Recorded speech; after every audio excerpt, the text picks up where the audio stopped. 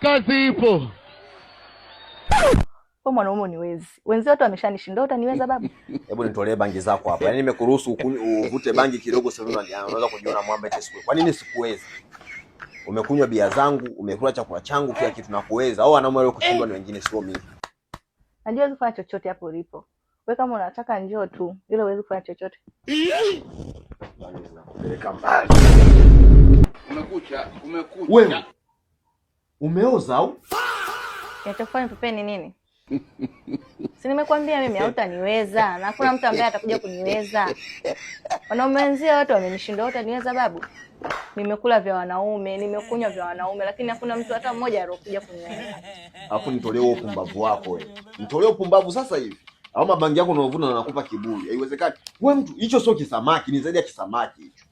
Yaani ni kama mboji ndio imeunganishwa taka imekuja kuungania kuwa taka. Ndio kaja kupatikana. Kanubo. Kuna nini huko ndani babu? Kuna harufu kali sana. Yaani huko mtaani kote huko harufu imeenea. Oya bwana, hiyo ndo kelele hapo, umbea tu. Harufu kali hiyo vipi?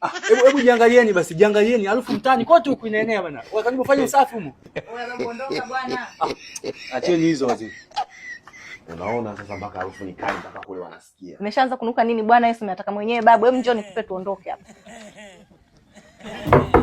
Nini babu? Oya. Nini?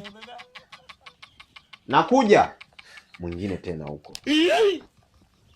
Vaa uondoke bana. Oya Kanubo, mwanangu, mbona ndani kwako kuna harufu kali sana? Kuna nini? Kuna uchafu niko nao ndani. Asa unakaaje na uchafu ndani mwanangu? Kuna demu nimemuona, unataka afanye usafi mwanangu. Oya wewe boya, nani afanye usafi? Sikataka mwenyewe huyu babu au? Hivi unajua hii harufu sio mara ya kwanza kuisikia. Kuna siku nilienda kwenye geto la mwanangu, alikuwa amevusha demu. Nikaisikia harufu kama hii. Wewe usiongee kwa sauti. Nipo na demu kweli. Ni demu kweli? Basi itakuwa ndo huyo mwanangu. Yule mwanangu geto lake lilikuwa linanuka hatari. Alifanya usafi, alifua nguo zake, aliosha magodoro, alipiga deki mpaka ukuta, mapazia yote, lakini harufu haikuisha.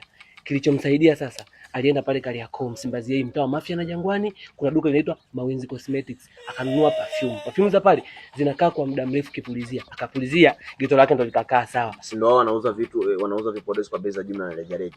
Ndo hao. Basi na mimi nitabidi niende huko. Ni hatari.